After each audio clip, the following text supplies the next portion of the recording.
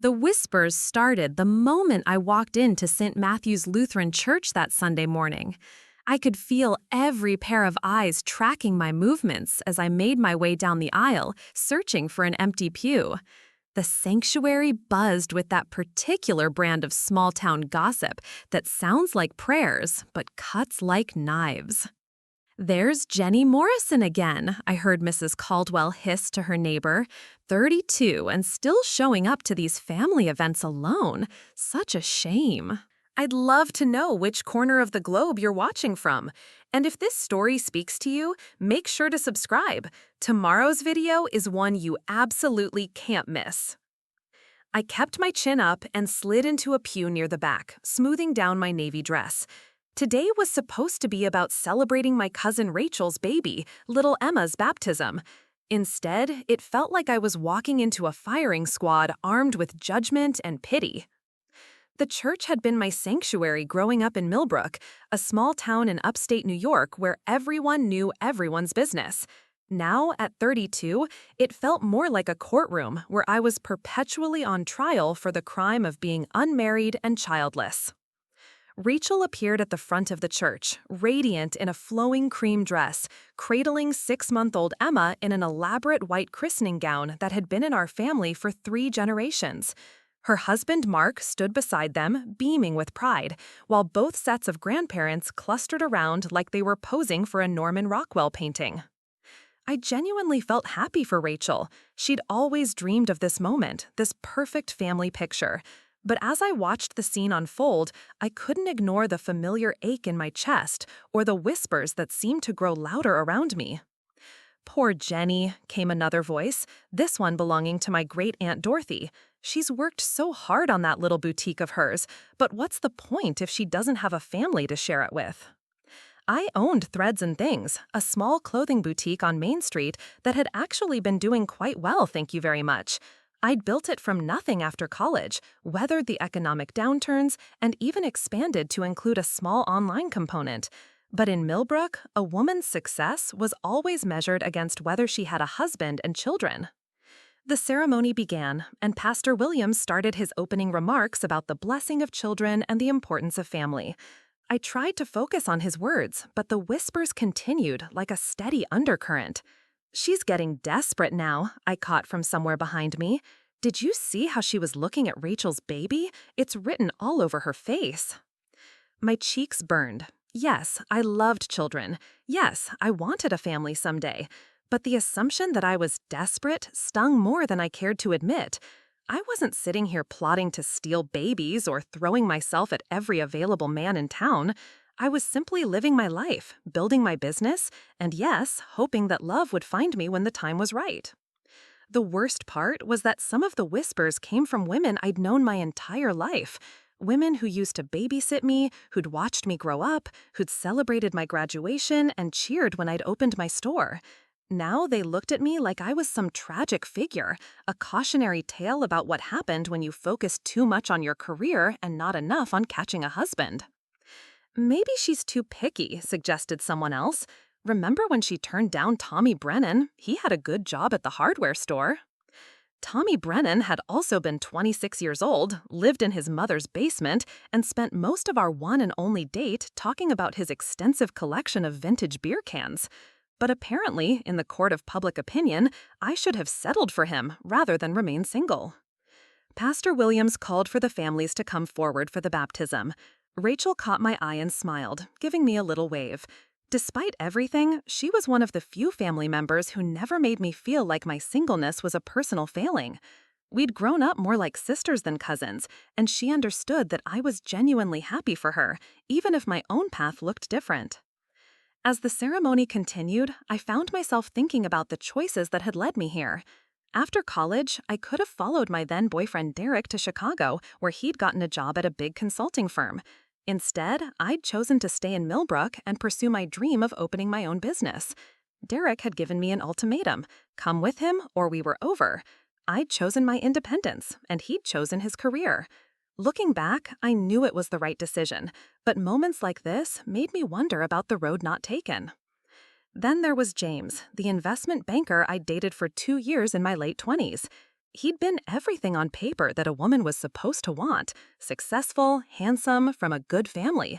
But he'd also been controlling and dismissive of my business, constantly suggesting I should sell it and focus on more important things, like planning our wedding and thinking about children.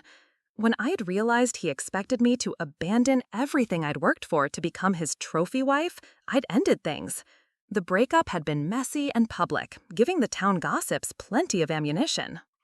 "She's scared off another one," I remembered hearing at the grocery store afterward. "Too independent for her own good." The baptismal water sparkled in the morning light streaming through the stained glass windows as Pastor Williams gently cradled Emma. The baby cooed and reached for the colorful reflections dancing around her, completely unaware of the significance of the moment or the expectations already being placed on her tiny shoulders. "Emma Grace Patterson," Pastor Williams announced, "I baptize you in the name of the Father, and of the Son, and of the Holy Spirit." The congregation murmured their approval, and I felt a genuine smile cross my face.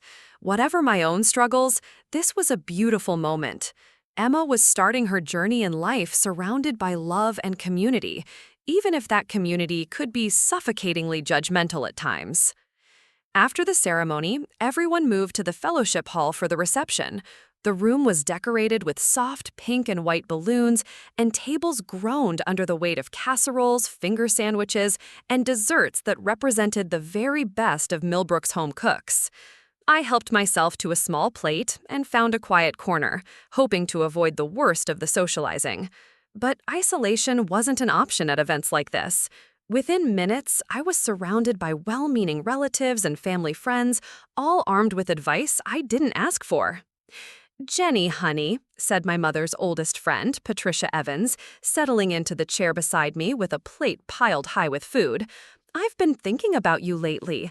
My neighbor's son just moved back from the city. He's a nice boy, works in insurance. Maybe I could arrange an introduction."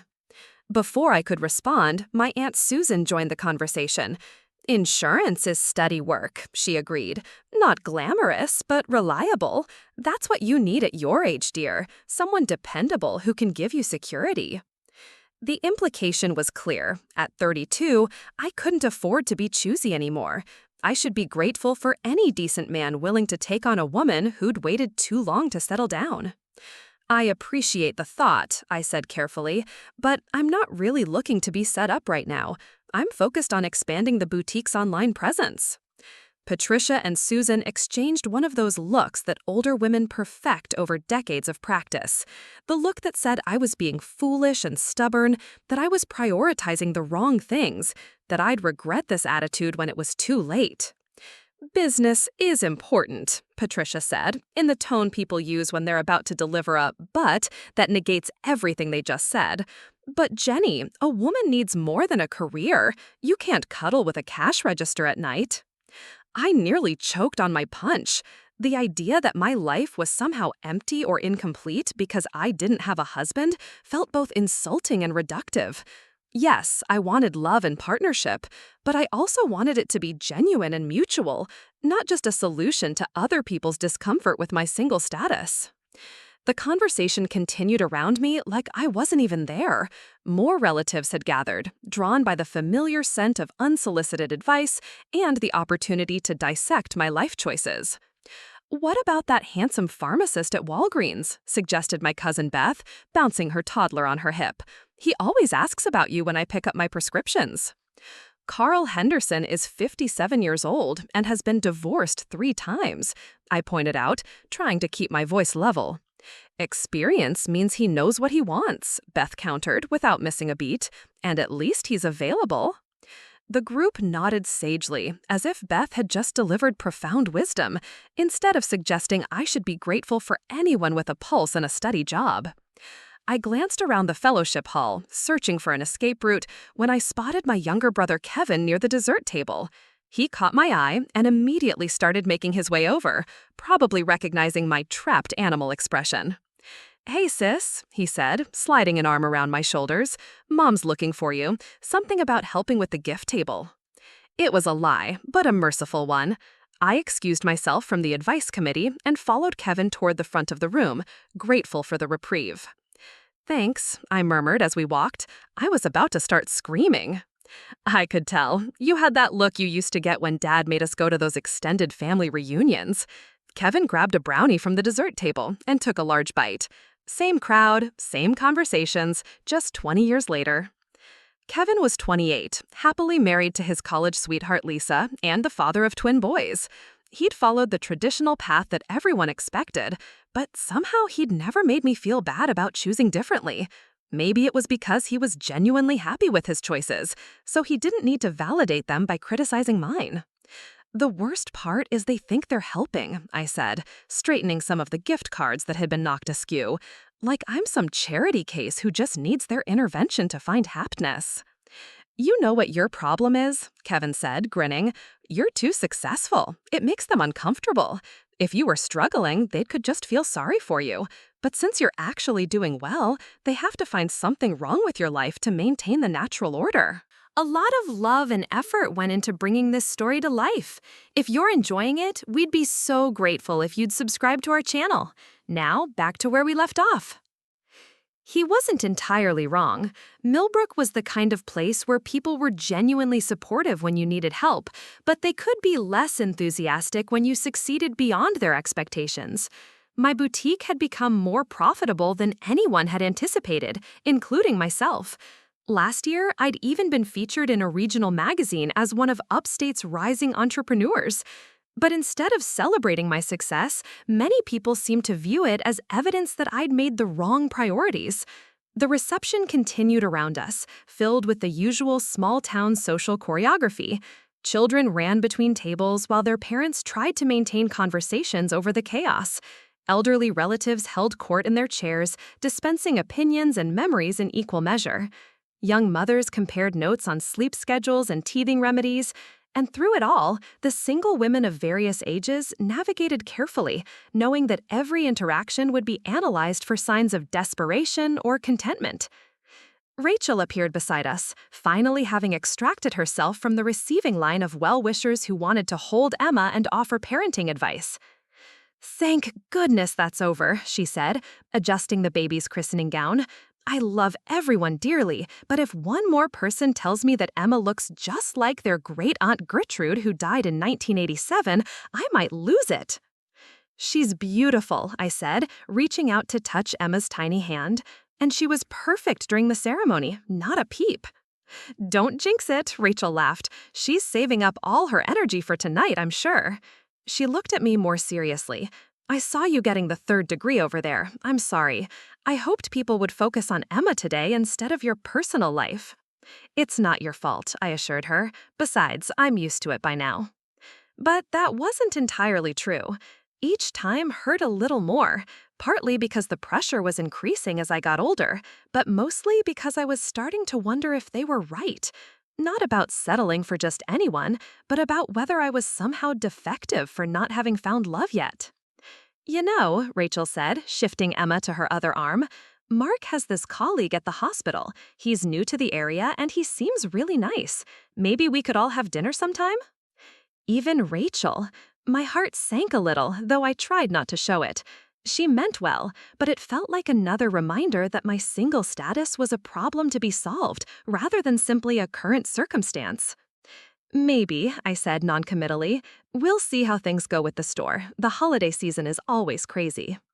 It was only August, but Rachel knew better than to push. She'd been my closest confidant growing up, and she understood that I needed space to make my own decisions, even if she didn't always understand the decisions themselves. The afternoon wore on, and gradually, people began to drift away. The elderly relatives were the first to leave, citing afternoon naps and evening medications. Then the families with small children packed up their diaper bags and headed home for naptime battles. By 4 o'clock, only the core family members remained, helping to clean up and pack away leftover food.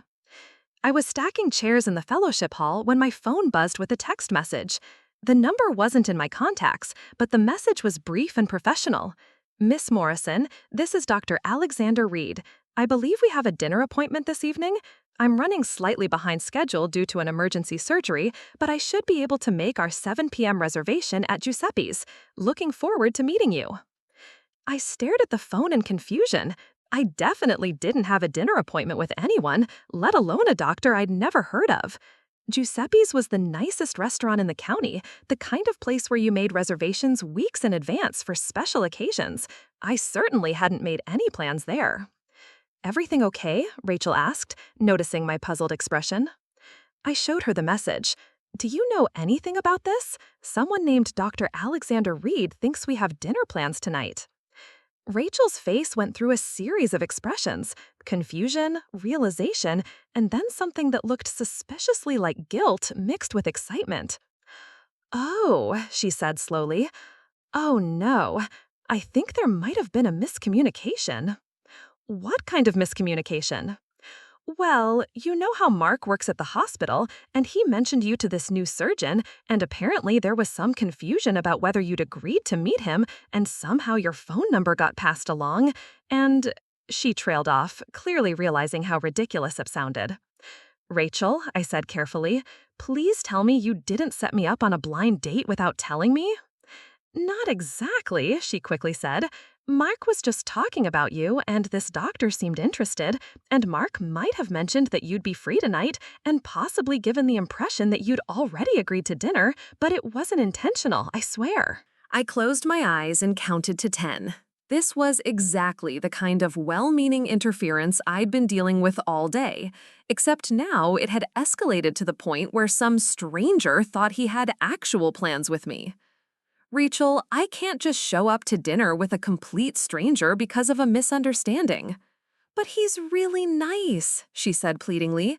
"Mark says he's brilliant, and he just moved here from Boston, and he's age-appropriate, and he seems genuinely interested in meeting you, not just being set up out of pity." The distinction mattered, I had to admit. Most of the setups I'd endured over the years had felt more like charity work than genuine matchmaking. "What kind of surgeon?" I asked, despite myself. "Cardiovascular," Rachel said, sensing an opening. "He specializes in pediatric heart surgery.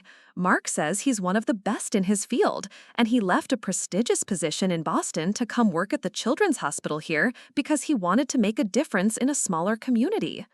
That was unexpected. Most doctors at that level went from small towns to big cities, not the other way around.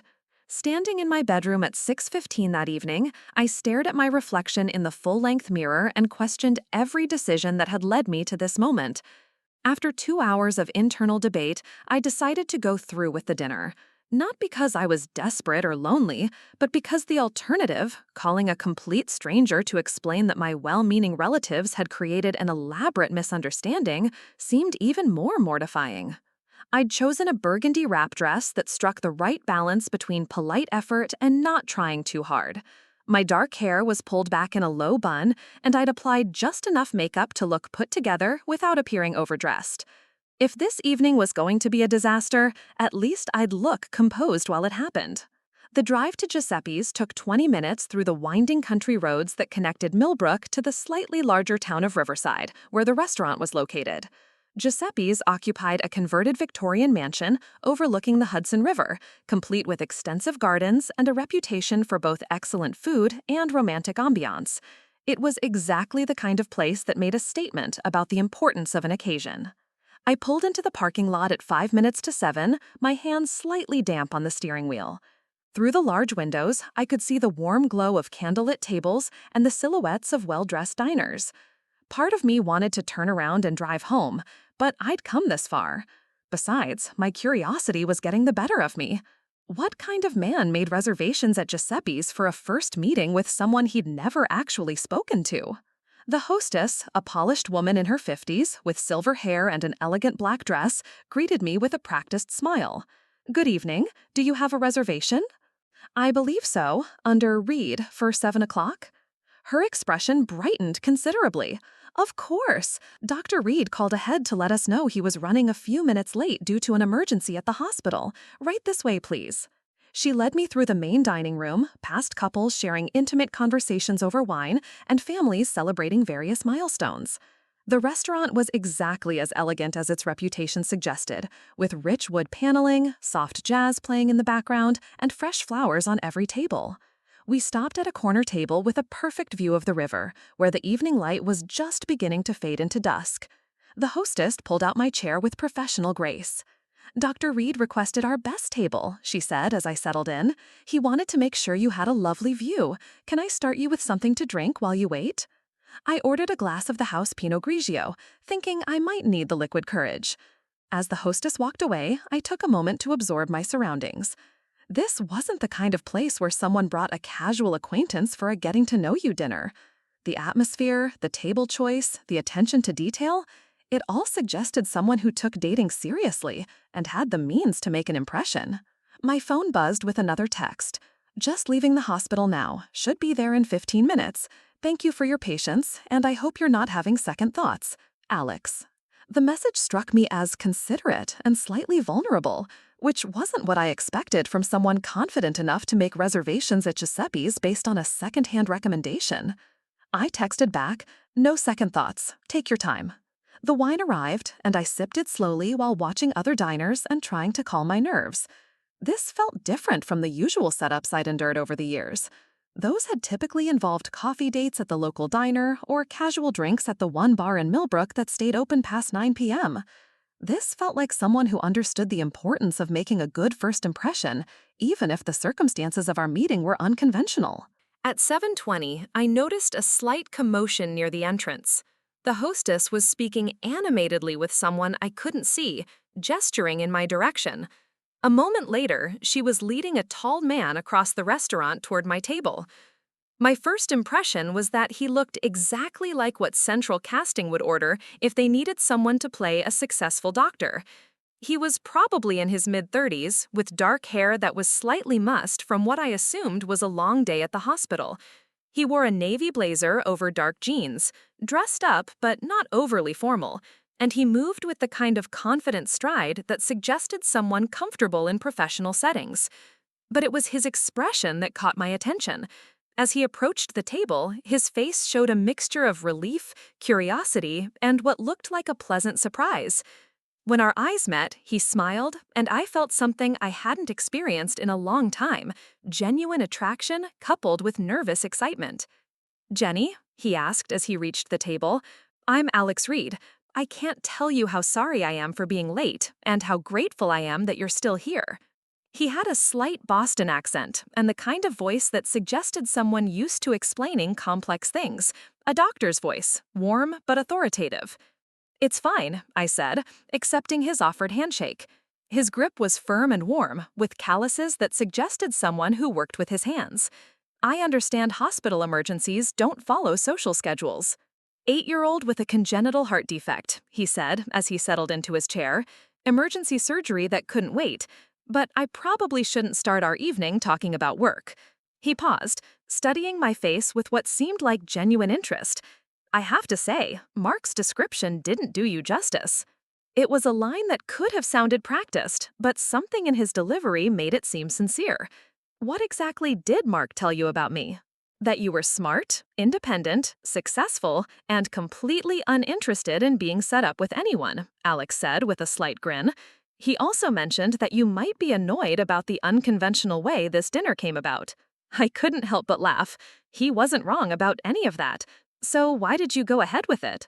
"Honestly, because he also said you were the kind of person who would appreciate directness over games, and that you'd built something impressive from nothing. As someone who spent most of his adult life focused on career over personal relationships, I found that intriguing." The waiter appeared to take our orders, giving me a moment to process Alex's response. He'd chosen to focus on my professional accomplishments rather than my appearance or availability, which was refreshingly different from most first-date conversations I'd endured. After we'd ordered, he chose the salmon, I went with the pasta special. Alex leaned back in his chair and studied me with the same intense focus I imagined he brought to surgical procedures. "So tell me about this boutique of yours," he said. "Mark mentioned you started it from scratch." For the next hour, we talked about everything from the challenges of running a small business to the reasons he'd left Boston for a position at a regional children's hospital. Alex was articulate and engaging, with the kind of quick wit that suggested someone comfortable with both intellectual conversation and gentle humor. He listened actively, asked thoughtful questions, and seemed genuinely interested in my answers rather than just waiting for his turn to talk. "I have to admit," he said over dessert, When Mark first mentioned setting us up, I was skeptical. Hospital matchmaking usually ends badly, but I'm glad I took the chance. What changed your mind? The fact that you almost didn't come, he said with surprising honesty. Mark told me about the confusion with the arrangements and that you were debating whether to show up at all. Someone who goes through with plans, even when they're uncomfortable, just to avoid hurting a stranger's feelings, that says something about character. I found myself genuinely enjoying his company, which was both surprising and slightly alarming. I'd gone into the evening expecting to endure a polite hour of small talk before making my excuses. Instead, I was discovering that Alex Reed was intelligent, thoughtful, and refreshingly straightforward about his own life and choices. As we lingered over coffee, the restaurant around us had gradually emptied. What had started as a reluctant obligation had transformed into the kind of evening I hadn't experienced in years, one where time seemed to slip away unnoticed because the conversation was too engaging to interrupt. I have a confession, Alex said, stirring cream into his coffee. I did some research before tonight. My eyebrows shot up. Research? He said quickly, looking slightly embarrassed. But when Mark mentioned your boutique, I looked it up online. I was curious about what kind of business you'd built. I wasn't sure whether to be flattered or concerned. And what did your research tell you? That you have excellent taste, a strong business sense, and customer reviews that sound like people are describing a friend rather than a store owner. He paused, meeting my eyes. Also, that you were featured in Hudson Valley Business Journal last year as one of the region's most promising entrepreneurs under 35. You really did your homework. I wanted to understand what I was getting myself into, he admitted. I've been burned before by people who weren't particularly interested in what I actually do for work, just what they thought it represented. But your success suggests someone who values achievement and independence over convenience. There was something refreshing about his directness. Too many first dates involved elaborate performances where both parties pretended to be more or less than they actually were. Alex seemed comfortable discussing the practical realities of adult relationships, compatibility, shared values, mutual respect for each other's accomplishments. What about you? I asked. What made you leave Boston? That couldn't have been an easy decision. His expression grew more serious. Burnout, partly. I was working 80-hour weeks at Massachusetts General, doing groundbreaking procedures but barely having a life outside the hospital. The pediatric cardiology program here might be smaller, but it's incredibly well-funded, and they were looking for someone to help expand their capabilities. That doesn't sound like the whole story. Alex was quiet for a moment, turning his coffee cup in its saucer. You're right. The truth is, I was engaged to someone in Boston, another surgeon. We had this perfectly planned life, 2 successful careers, a beautiful condo in Back Bay, all the right social connections. But somewhere along the way, we stopped being partners and started being competitors. Every conversation became about who had the more important surgery or the better research opportunity. What happened? She got offered a position at Johns Hopkins. Amazing opportunity, exactly what she'd been working toward her entire career. But instead of figuring out how to make it work for both of us, our first instinct was to calculate who would have to sacrifice what. That's when I realized we'd built a relationship based on parallel success rather than actual connection. His honesty was both unexpected and appealing. Most people gloss over their relationship failures on first date, offering vague explanations about growing apart or different goals. Alex was willing to acknowledge the specific ways his previous relationship had failed, which suggested someone capable of self-reflection. So you decided to start over somewhere completely different? I decided to prioritize differently, he corrected. The work here is just as challenging and meaningful, but the pace allows for an actual personal life. I can have dinner with interesting people instead of grabbing protein bars between surgeries. The compliment was subtle but clear, and I felt myself smiling despite my usual first date skepticism. What about you? He asked. Mark mentioned you'd been focused on building the business, but he was vague about your dating history. I appreciated that he'd asked directly rather than trying to extract the information through clever questions. I've had a few serious relationships, but they didn't work out for various reasons. The last significant one ended about 2 years ago when he made it clear he expected me to sell the boutique after we got married. Sell it? Why? He thought it was a hobby business that I'd naturally outgrow once we had more important things to focus on, like planning charity galas and managing household staff. I couldn't keep the edge out of my voice. He never seemed to grasp that I'd built something I was proud of, not just something to occupy my time until real life started. Alex shook his head. I've never understood that mentality. Why would someone be with a person whose achievements they don't respect? In his mind, he was offering me an upgrade. Trade the stress of running a business for the security of being a surgeon's wife. He genuinely thought he was being generous. Did you ever consider it? The question was asked without judgment, as if he was genuinely curious about my thought process, rather than testing my feminist credentials. For about 5 minutes, I admitted. Not because I wanted to give up the boutique, but the pressure from everyone else was so intense. My family, his family, even some of my friends kept pointing out how practical it would be, how I could focus on starting a family without the stress of managing employees and inventory and customer complaints. But you chose differently. I chose authentically. The boutique isn't just my business. It's proof that I can identify what people want, create something valuable, and build it into something sustainable. Giving that up wouldn't have been a sacrifice for love. It would have been erasing part of who I am to make someone else more comfortable. That makes perfect sense. I couldn't be with someone who expected me to give up surgery, even if they offered financial security in exchange. The work is too much a part of who I am. The parallel wasn't lost on me. We were both people who'd chosen careers that demanded significant personal investment, and we'd both learned the difference between partners who supported those choices and ones who merely tolerated them. Can I ask you something? Alex said, signaling the waiter for the check. What did you think when you got my text today, before you knew about Mark's well-meaning interference? Honestly, I thought someone was playing an elaborate prank. I couldn't figure out how anyone I'd never met could have my phone number and think we had dinner plans at the nicest restaurant in the county. And yet you came anyway. Curiosity won out over caution. That doesn't usually happen. The waiter brought the check, and Alex reached for it before I could even attempt to contribute. When I started to protest, he held up a hand. I know you're perfectly capable of paying for your own dinner, he said, but I asked you here, sort of, and I'd like to pay. Consider it my apology for the confusion about how this got arranged. It was the kind of gesture that could have felt patronizing, but his acknowledgement of my financial independence made it feel respectful instead. As we walked to the parking lot, the evening air was warm and humid, typical for August in upstate New York. The restaurant's gardens were lit with small lanterns, creating pools of golden light along the pathways.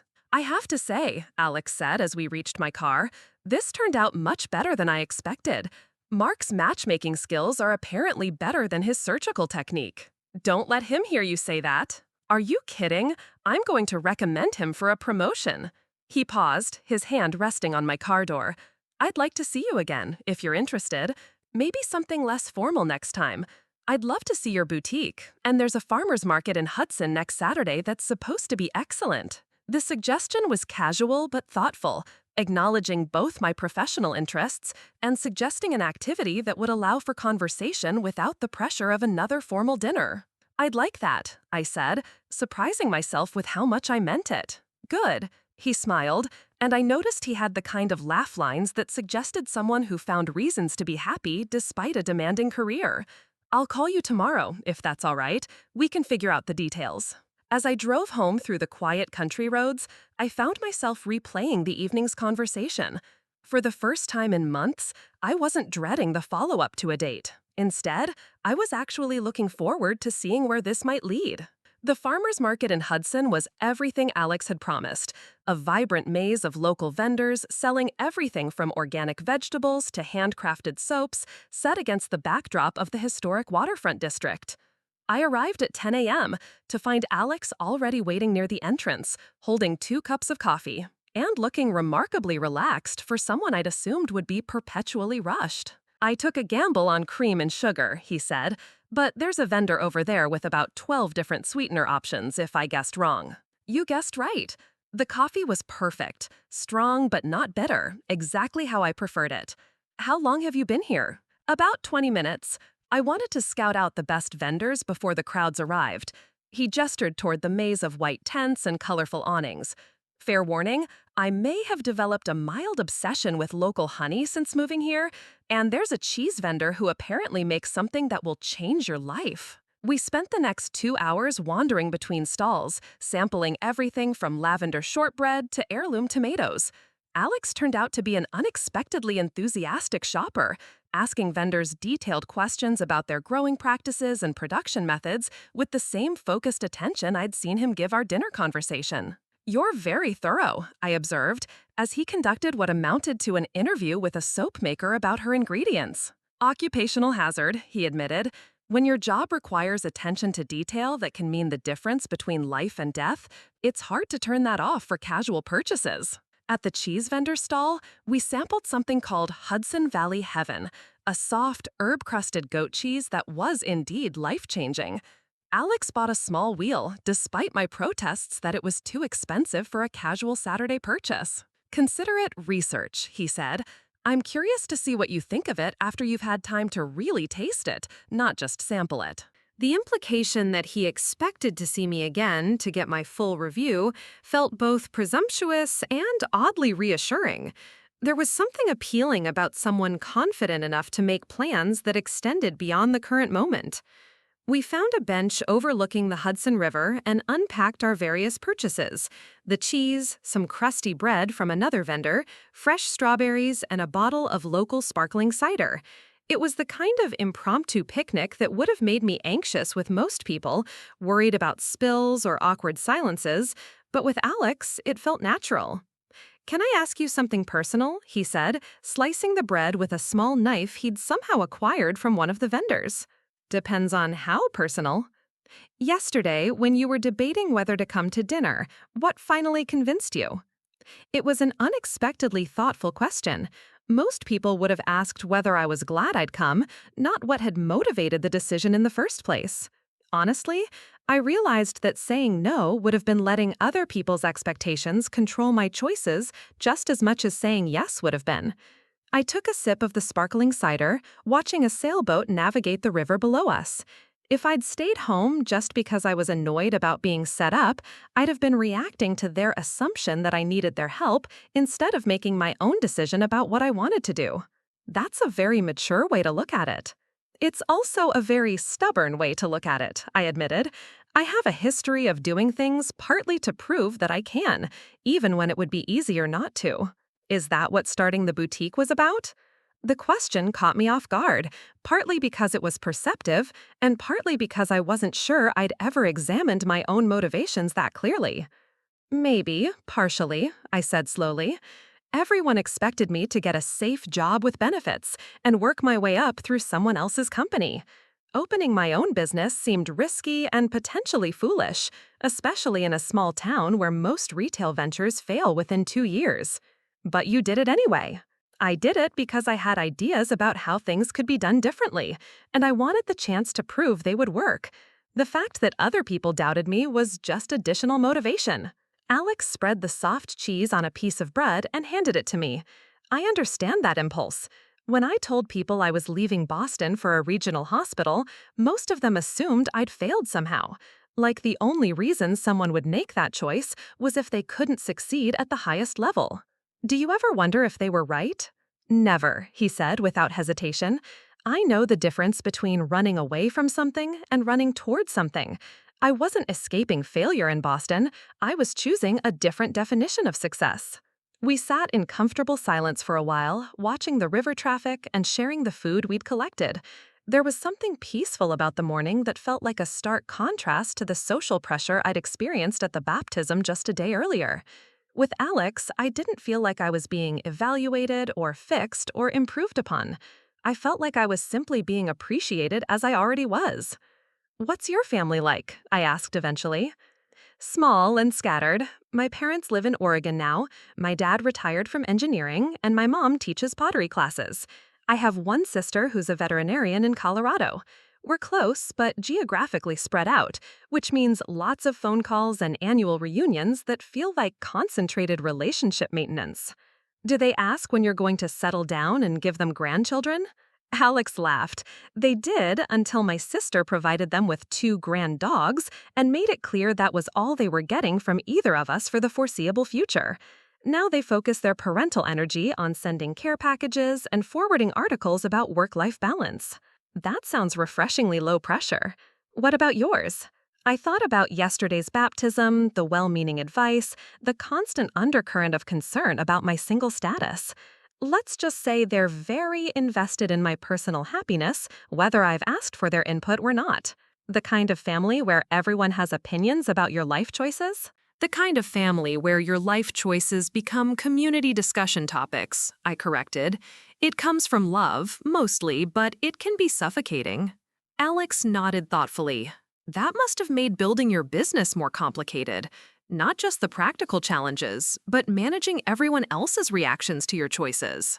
It was exactly the kind of insight I'd hoped someone would eventually understand without me having to explain it.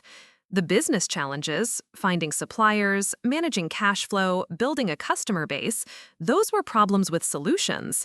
Dealing with family members who viewed every professional success as evidence that I was prioritizing the wrong things had been much harder to navigate. Sometimes I think they'd be happier if I struggled more, I said. Then they could be supportive without feeling like I was rejecting their advice about how I should live.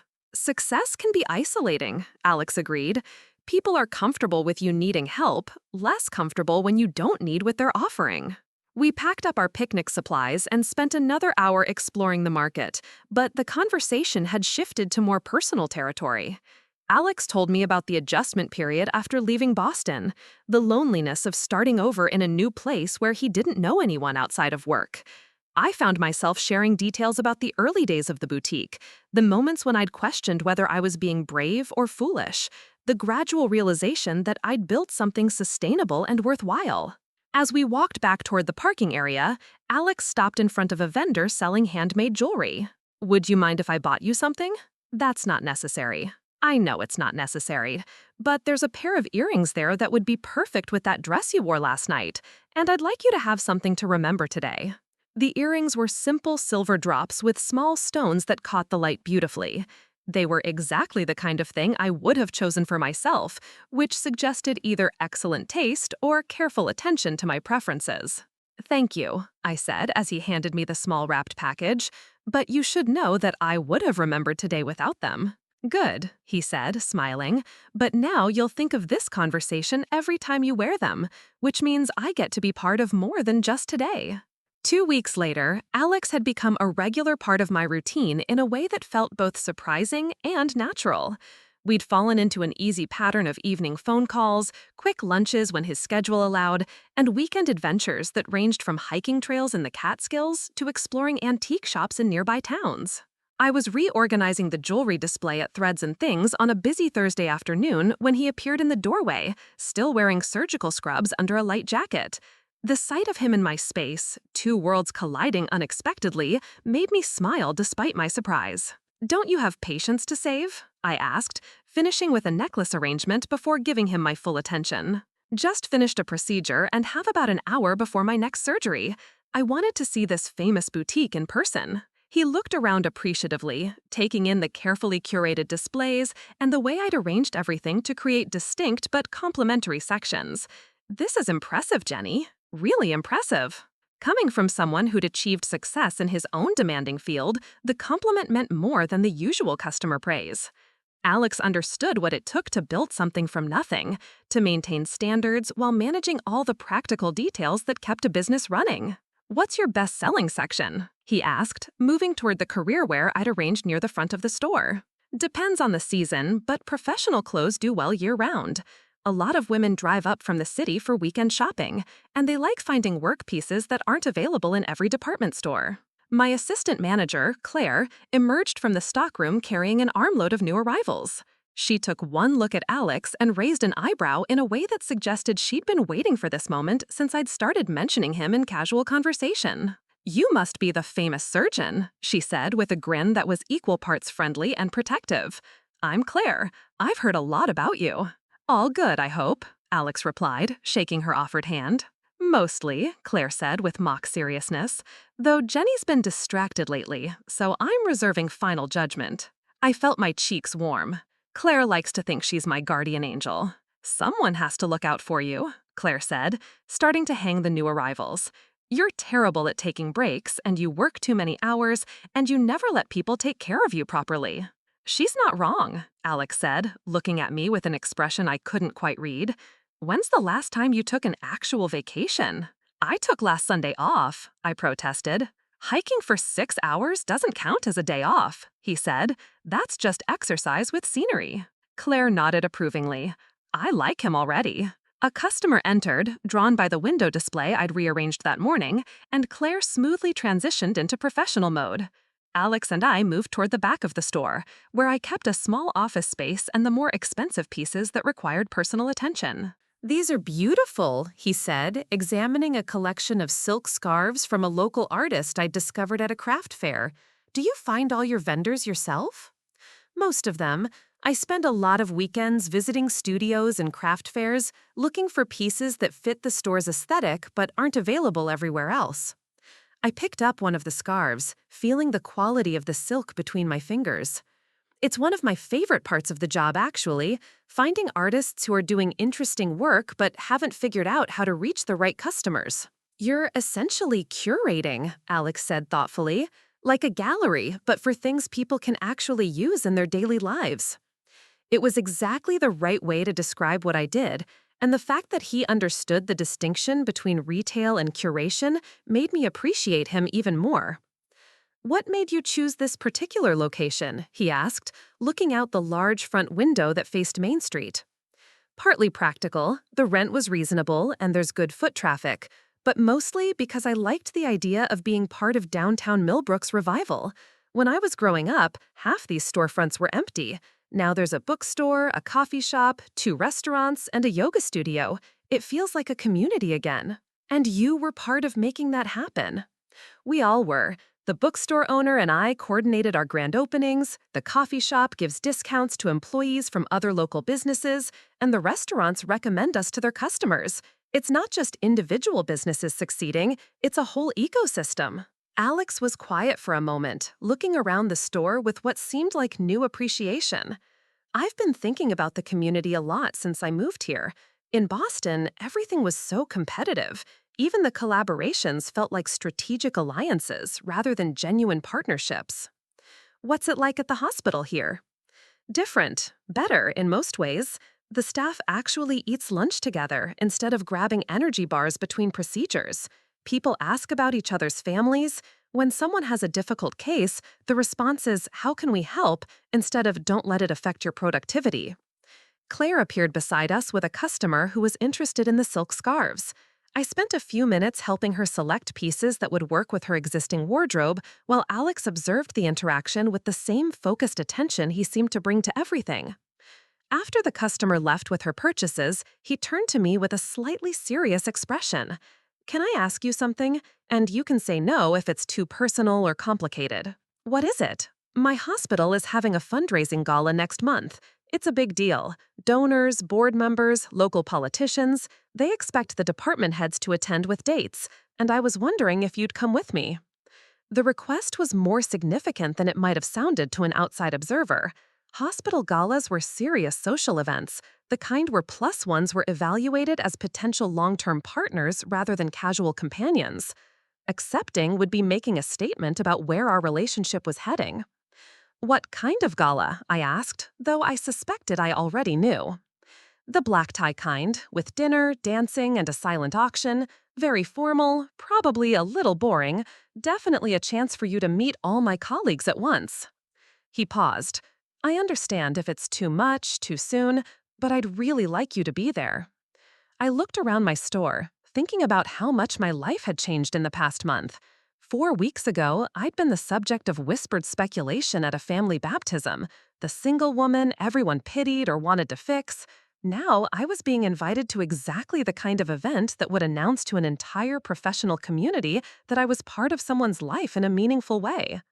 "Yes," I said, surprising myself with how certain I sounded. "I'd love to come." Alex's smile was radiant. "Really? You're sure?" "I'm sure, though I should probably warn you that hospital fundraisers aren't exactly my area of expertise. Will I need to know anything about cardiac procedures or medical equipment to make conversation? Just be you, he said. Trust me, after 6 hours of listening to doctors talk about their latest research projects, everyone will be grateful to meet someone who can discuss literally anything else. Claire, who had been pretending not to eavesdrop while rearranging a nearby display, cleared her throat. This sounds like it calls for a shopping trip. When's the gala? 3 weeks from Saturday, Alex said. Perfect. That gives us time to find something amazing. Claire looked between us with obvious satisfaction. I love it when a plan comes together. After Alex left to return to the hospital, Claire and I spent the rest of the afternoon serving customers and discussing the implications of the ballot invitation. She was more excited about the prospect of dress shopping than I was, but her enthusiasm was infectious.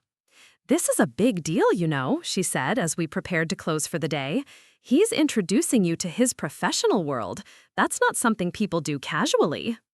I know, I said, though I wasn't entirely sure I was ready for what that meant. It feels like things are moving fast. Sometimes fast is good, Claire said pragmatically. You're both adults who know what you want. Why pretend you need 6 months to figure out if you're compatible? That evening, as I was locking up the store, my phone rang. Rachel's name appeared on the screen, and I answered with a mixture of affection and trepidation. So, she said without preamble, Mom ran into Mrs. Henderson at the grocery store, and Mrs. Henderson mentioned that her daughter saw you having lunch with a very handsome man in scrubs last week. Care to elaborate?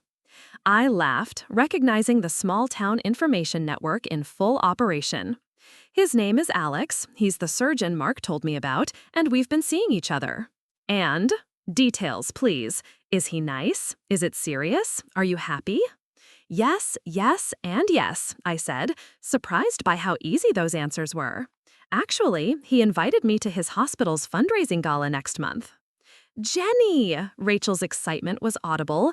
That's huge! Oh my God, I'm so happy for you! After all the grief you got at Emma's baptism, this is perfect vindication. The baptism felt like it had happened months ago rather than weeks. The memory of those whispered comments and pitying looks seemed to belong to a different version of my life, one where I'd been defined by what I lacked rather than what I'd achieved.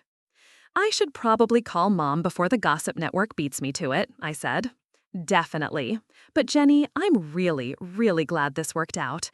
You deserve someone who appreciates what you've built instead of seeing it as something to overcome.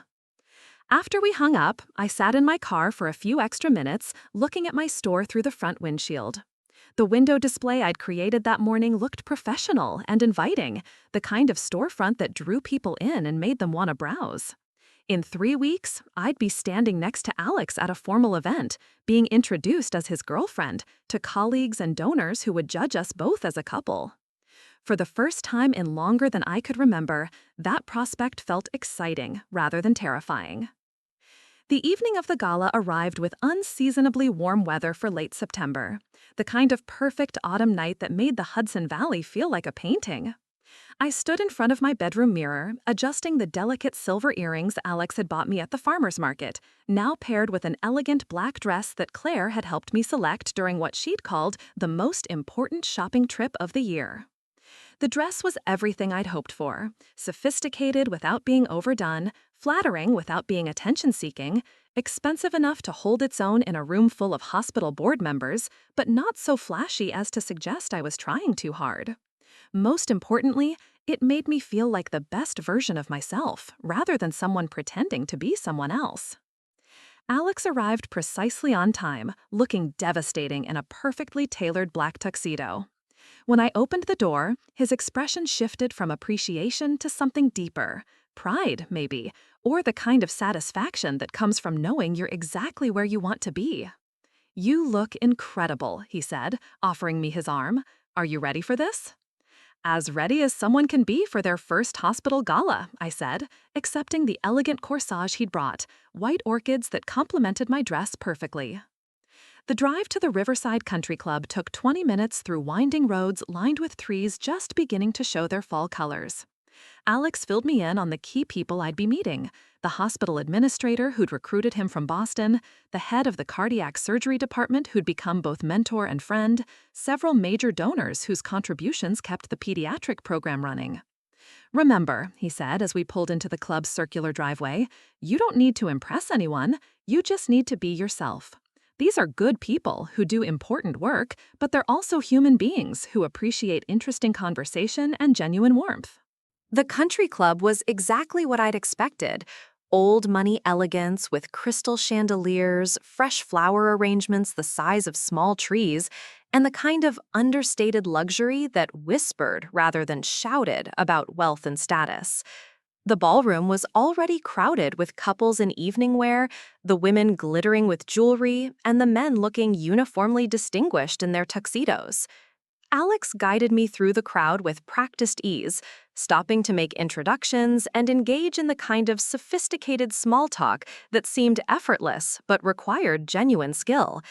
I found myself relaxing as the evening progressed, discovering that hospital fundraisers weren't so different from the networking events I attended for my own business, just with higher stakes and better champagne.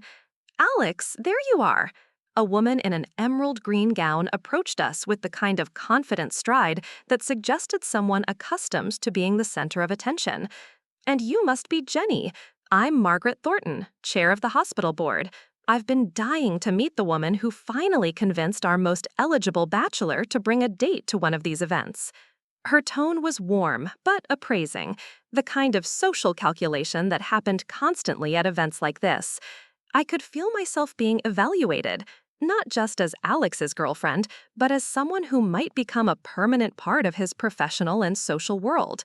"It's lovely to meet you," I said, offering my hand. "Alex speaks so highly of the work the board does to support the hospital." "What do you do, dear?" Margaret asked with the direct curiosity of someone accustomed to quickly categorizing new people. "I own a boutique in Millbrook," I said simply. "Threads and Things. We specialize in carefully curated pieces from local and regional designers." How interesting! Margaret's interest seemed genuine rather than polite. I'm always looking for unique pieces. The department stores are so predictable these days. Within minutes, I found myself in conversation with 3 board members' wives about the challenges of finding quality clothing that wasn't mass-produced. It was exactly the kind of discussion I could handle with confidence, and I noticed Alex watching from across the room with obvious satisfaction.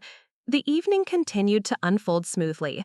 During dinner, I was seated next to Dr. Patricia Wells, the head of pediatric nursing, who turned out to be both brilliant and hilarious. She regaled our table with stories from her early days in medicine that had everyone laughing, and I found myself genuinely enjoying the conversation rather than simply surviving it. "Alex tells me you've built quite a successful business," Dr. Wells said during a brief lull in the general conversation. "That must require tremendous dedication and skill."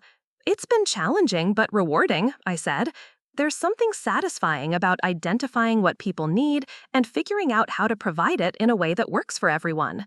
"Sounds like good training for being married to a surgeon," she said with a wink. "We're notoriously difficult to manage." The comment was made lightly, but I caught the underlying message. These people weren't just getting to know me as Alex's current girlfriend, they were evaluating me as his potential future wife. The realization should have been intimidating, but instead it felt oddly reassuring. Alex had brought me here not as a casual date, but as someone he was serious enough about to introduce to his professional family. During the silent auction, Alex and I wandered through the displays of donated items: weekend getaways, restaurant packages, artwork, and experiences ranging from wine tastings to helicopter tours. I bid on a spa weekend that would benefit the neonatal intensive care unit, and Alex surprised me by bidding on a cooking class for couples. "Confident, aren't we?" I teased as he wrote down his bid. "Strategic," he corrected. "I happen to know you mentioned wanting to learn how to make proper French pastry, and I have it on good authority that the chef who donated this class studied in Paris." The fact that he'd remembered a casual comment I'd made weeks earlier and found a way to turn it into something we could experience together felt like the most romantic gesture of the evening. As the formal program wound down and the dancing began, Alex led me onto the floor for a waltz. He was a surprisingly good dancer. confident enough to lead clearly, but gentle enough to make me feel graceful, even though I hadn't danced formally in years. "Thank you for coming tonight," he said as we swayed to the music. "Having you here made everything better. Thank you for asking me. This has been wonderful, much more fun than I expected. What did you expect?" Honestly, I thought I'd spend the evening feeling out of place and counting the minutes until I could politely leave. I looked around the ballroom, taking in the elegant scene we were part of. Instead, I've had genuinely interesting conversations with fascinating people, bid on a spa weekend I actually want to win, and discovered that my boyfriend is an excellent dancer. "Your boyfriend?" Alex repeated, smiling. "I like the sound of that." "Good, because I think you're stuck with the title." As we danced, I caught sight of several couples from Millbrook across the room. Dr. and Mrs. Caldwell were there, along with the Hendersons and several other families I recognized from church and community events. They were watching Alex and me with expressions that ranged from surprise to curiosity to what looked like grudging approval. The irony wasn't lost on me. 3 months ago, these same people had been whispering about my single status at Emma's baptism, treating my independence as a personal failing that required intervention. Tonight, they were witnessing me as part of a couple that clearly belonged in this elevated social setting. But the real revelation was that their approval no longer mattered to me the way it once had. I wasn't dancing with Alex to prove anything to anyone else. I was dancing with him because I'd fallen in love with a man who respected my achievements, supported my ambitions, and made me laugh even when I was nervous about meeting his colleagues. "There's something I need to tell you," Alex said as the song ended and we made our way off the dance floor. My heart skipped slightly. "What is it?" "Margaret Thornton cornered me earlier and asked if you'd be interested in joining the hospital auxiliary committee. Apparently, they need someone with business experience to help with their annual fundraising fashion show." I stared at him. "She wants me to join the committee?" "She was impressed by your background and your, I believe she said, natural elegance and professional competence." Her words, not mine, though I happen to agree with the assessment. The offer represented exactly the kind of community involvement I'd always avoided, partly because I'd been too busy building my business, and partly because I'd never felt like I belonged in those social circles. But now, with Alex beside me and my boutique thriving, the prospect of contributing my skills to something meaningful felt appealing rather than intimidating. "What did you tell her?" "That you'd consider it, but the decision was entirely yours to make." He paused, looking at me seriously. "Jenny, I want you to know that whatever you decide about the committee, or about anything else, I'm not going anywhere. Tonight wasn't about introducing you to people who might judge whether you're suitable for me. It was about sharing the part of my life that matters most to me with the person who's become the most important part of my personal life." 6 months ago, I'd been standing in St. Matthew's Lutheran Church listening to whispers about being single and desperate, feeling like a cautionary tale about what happened when women prioritize careers over catching husbands. Tonight, I was being courted by hospital board members and invited to join committees, all wearing the silver earrings that reminded me of farmers' market mornings and the growing certainty that I'd found someone who loved me not despite my independence, but because of it. "I love you, Alex," I said, the words coming out more easily than I'd expected. "I love you too," he replied, pulling me closer as the band transitioned into another song. "And I have a feeling this is just the beginning of our story." As we danced under the crystal chandeliers, surrounded by the warmth of new friends and the promise of shared adventures, I realized that the whispers had finally stopped. Not because I'd conformed to anyone else's expectations, but because I'd found someone who celebrated the life I'd built rather than seeing it as something that needed to be fixed. Sometimes, the best revenge against people's low expectations is simply being happy in ways they never imagined possible. The remainder of the evening unfolded like a dream sequence I couldn't have scripted better myself. During the coffee service, I found myself in deep conversation with Dr. Sarah Chen, a pediatric cardiologist who'd recently published groundbreaking research on minimally invasive procedures for children. She was brilliant, accomplished, and genuinely interested in hearing about the challenges of running a retail business in a small town. The logistics alone must be fascinating, she said, stirring cream into her coffee. How do you predict seasonal trends when you're working with such a specific customer base? I explained my approach to inventory management, the delicate balance between carrying pieces that would appeal to local customers versus items that might attract weekend shoppers from New York City. Dr. Chen listened with the same focused attention I'd seen Alex bring to complex medical discussions, asking thoughtful follow-up questions that demonstrated genuine curiosity rather than polite interest. Have you ever considered expanding online? She asked. My sister lives in Seattle, and she's always complaining about not being able to find unique pieces that aren't available in every major city. The conversation sparked ideas I'd been considering but hadn't fully developed. As Dr. Chen shared her sister's frustrations with online shopping for distinctive clothing, I found myself explaining my vision for a more personalized e-commerce experience, virtual styling sessions, curated collections based on individual preferences, perhaps even a subscription service for customers who trusted my taste but didn't have time to browse regularly. You should talk to my husband, Dr. Chen said enthusiastically. He's a software developer who specializes in custom e-commerce solutions for small businesses. He'd probably love to brainstorm with someone who actually understands retail from the inside out. Alex appeared at my elbow, carrying 2 cups of coffee and wearing an expression of barely contained amusement. I hate to interrupt what looks like a fascinating business discussion, but they're about to announce the auction winners. Dr. Chen stood to rejoin her own husband, but not before exchanging contact information with me. I'm serious about that introduction, she said, and I want to visit your boutique next time I'm in the area. Alex, you found yourself a keeper. As she walked away, Alex settled into her vacated chair and handed me one of the coffee cups. Making professional connections already? Margaret Thornton is going to be thrilled. She loves it when people use these events for productive networking. Dr. Chen is remarkable, I said, still energized by our conversation. She had insights about retail psychology that I'd never considered from a medical perspective. Something about how people make decisions under pressure that could apply to impulse purchases. Sarah's like that. She sees patterns and connections everywhere. It's what makes her so good at diagnosing complex cases.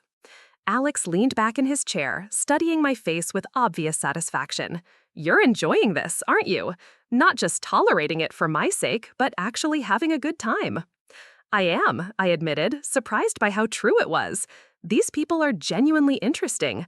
I expected stuffy conversations about golf handicaps and investment portfolios, but instead I've learned about cutting-edge medical research, art conservation techniques, and innovative approaches to education funding. The auction results were announced, and I was delighted to discover that I'd won the spa weekend package.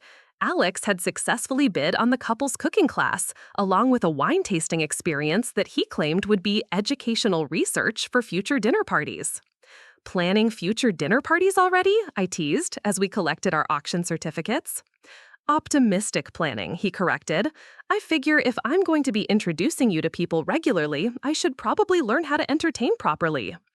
The casual assumption that our relationship had a long-term future felt both thrilling and completely natural.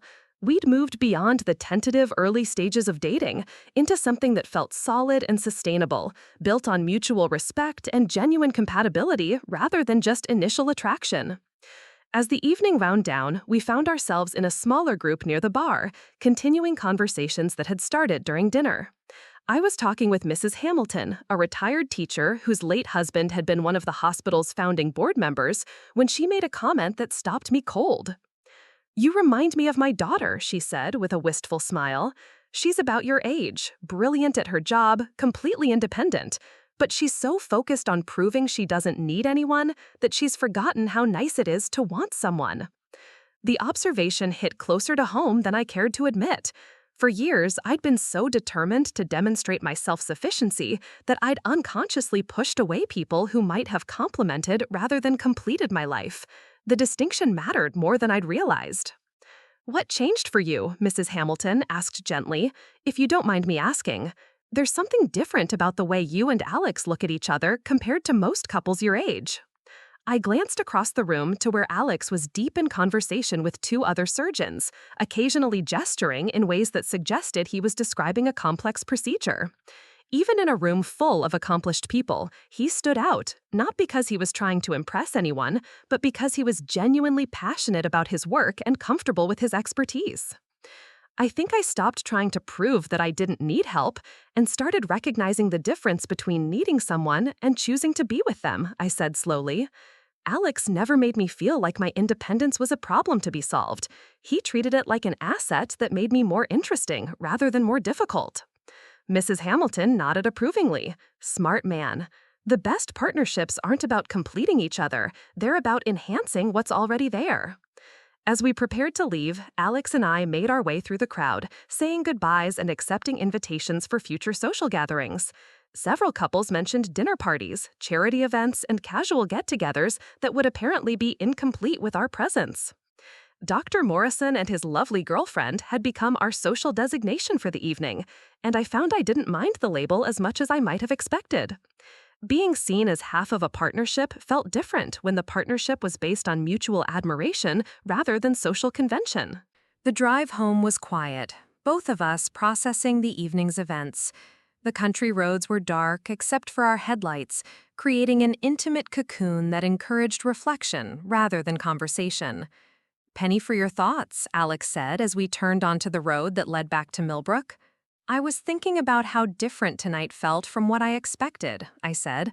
"Not just the event itself, but how I felt being there with you. Like I belonged. Not because I was trying to fit in, but because I was exactly where I was supposed to be." "That's exactly how I felt," Alex said. "Like I was finally introducing people to the missing piece of my life that I hadn't even realized I was looking for." When we reached my apartment, Alex walked me to the door but didn't immediately say goodnight. Instead, he stood close enough that I could smell his cologne and see the way the porch light caught the flecks of gold in his brown eyes. "Jenny," he said, his voice carrying a seriousness that made my heart skip, "tonight was perfect, but it was perfect because you were there with me. I need you to know that this isn't just about having someone to bring to work functions or hospital events. You've become essential to how I think about my future." Before I could respond, he continued, "I know we've only been together for a few months, and I don't want to pressure you or assume anything, but I'm falling in love with you in a way that feels both completely unexpected and absolutely inevitable."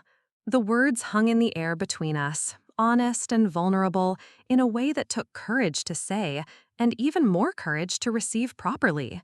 "I'm falling in love with you too," I said, reaching up to touch his face. "And you're right, it does feel inevitable, like we were always going to end up here once we found each other." He kissed me then, soft and sure, and I tasted the promise of shared mornings and lazy Sunday afternoons, of challenges faced together and successes celebrated as a team. "What happens now?" I asked when we broke apart. "Now," Alex said with a smile that made my knees weak, "we see where this takes us, but I have a feeling it's going to be somewhere extraordinary." 3 weeks later, I was arranging a new window display at the boutique when Rachel appeared with Emma in her stroller, looking like she had news to share. "Guess what I heard at the grocery store," she said without preamble, lifting Emma from her carrier and settling her on her hip. "Do I want to know?" "Mrs. Caldwell told Mrs. Henderson that you and that handsome surgeon make the most elegant couple she's ever seen, and that she always knew you'd find someone worthy of your particular standards." Rachel's voice dripped with amused irony. "Apparently, your particular standards are now considered admirable rather than unrealistic." I laughed, remembering the baptism reception and all the well-meaning advice about lowering my expectations and being grateful for anyone decent who showed interest. "Amazing how quickly people rewrite history when it suits them," I said, accepting Emma's cheerful babbles as she reached for the sparkly earrings I was wearing, the same ones Alex had bought me at the farmer's market months earlier. "The best part," Rachel continued, clearly enjoying herself, "is that now they're all taking credit for your happiness. We always said Jenny just needed to meet the right person, and it was obvious she was waiting for someone special. And my personal favorite, some women are meant for extraordinary love stories." From single and desperate to meant for extraordinary love stories in less than 6 months? I mused. That might be a record for public opinion revision. "Are you annoyed by it?" I considered the question while Emma played with my earrings, her tiny fingers fascinated by the way they caught the morning light streaming through the boutique's windows. No, I said finally. I think I'm grateful. Not for their approval, I don't need that anymore, but for the reminder that I never compromised on what I wanted, even when everyone thought I should. Rachel smiled, the kind of warm, genuine expression that reminded me why we'd always been more like sisters than cousins. I'm proud of you, for building this amazing business, for knowing your own worth, and for finding someone who appreciates both. As if summoned by our conversation about him, Alex appeared in the boutique's doorway, carrying 2 cups of coffee and wearing the kind of smile that still made my heart skip after months of seeing it regularly. "Good morning, ladies," he said, handing me one of the cups and leaning down to kiss my cheek. "And good morning to you too, Miss Emma." Emma giggled and reached for him with the confidence of a child who'd learned to expect attention and affection from the adults in her orbit. Alex accommodated her easily, shifting her to his other arm so she could continue her investigation of my jewelry while Rachel and I finished our conversation. Watching him interact with Emma, patient, gentle, completely comfortable with her infant unpredictability, I felt a flutter of possibility I hadn't allowed myself to consider seriously before. But that was a conversation for another day, another phase of whatever we were building together. For now, it was enough to stand in my thriving boutique, surrounded by the evidence of what I'd accomplished independently, while the man I loved made silly faces at my cousin's baby and customers browsed through carefully curated collections I'd selected with pride and expertise. Sometimes the best endings are really beginnings, and the best revenge against low expectations is a life so fulfilling that other people's opinions become irrelevant. Looking for more? We've got 2 amazing stories ready for you right on screen. If this one touched you, these are absolutely worth your time. Click to watch them now. And hey, subscribe and hit that bell to never miss our latest uploads.